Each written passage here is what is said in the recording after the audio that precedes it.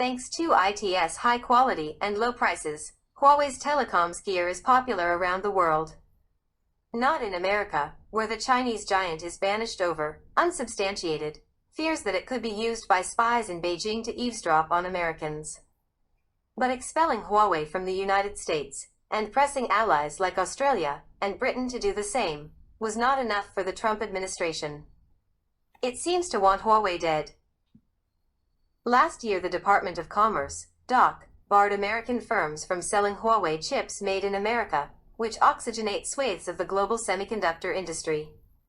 In May, the DOC added a rule banning domestic and foreign firms from using American-built chip-making equipment to create custom-made processors for Huawei.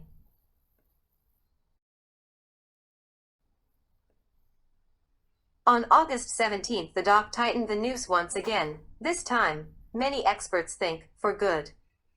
Its new rule prohibits anyone from selling any chips to Huawei, custom or not, if these were produced with American technology. This covers practically every chipmaker in the world, including those in China, thus closing loopholes that the global chip industry's high-powered lawyers have found in the earlier edicts. The share price of MediaTek, a Taiwanese company, which was hoping to sell Huawei generic components, plunged by 10% on the news.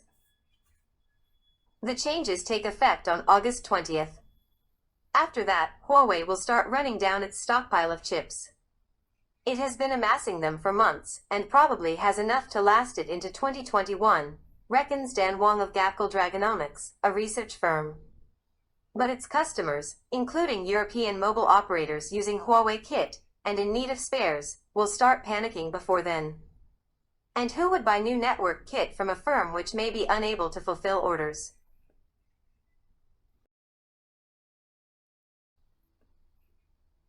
Huawei's options are limited. It could sue, claiming that the DOC's actions contravene America's own laws, but its two ongoing lawsuits against the American government already look like long shots. Its suppliers, particularly Chinese ones, may sell it chips in breach of DOC rules. Yet that could provoke American ire, and Huawei-like sanctions against them too. America's chip firms are also in a bind. The Semiconductor Industry Association said it was surprised and concerned by the administration's sudden shift from an approach that balanced national security with corporate interests. Besides lost sales to Huawei, which bought $19 billion in components from American firms last year, technology bosses fret that their government's actions will drive investment away from them to rivals in other countries.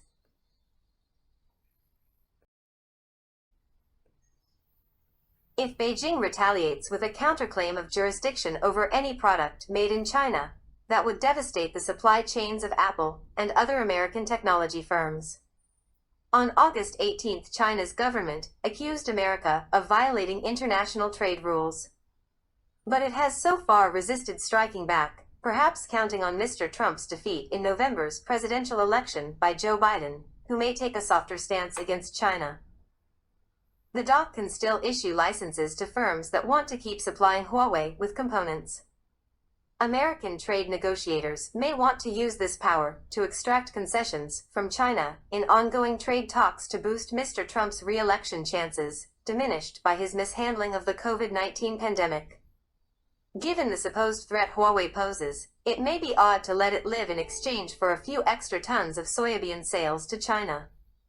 Then again, policy inconsistency has not been an obstacle for the Trump administration in the past. Many Western technology firms hope that remains the case.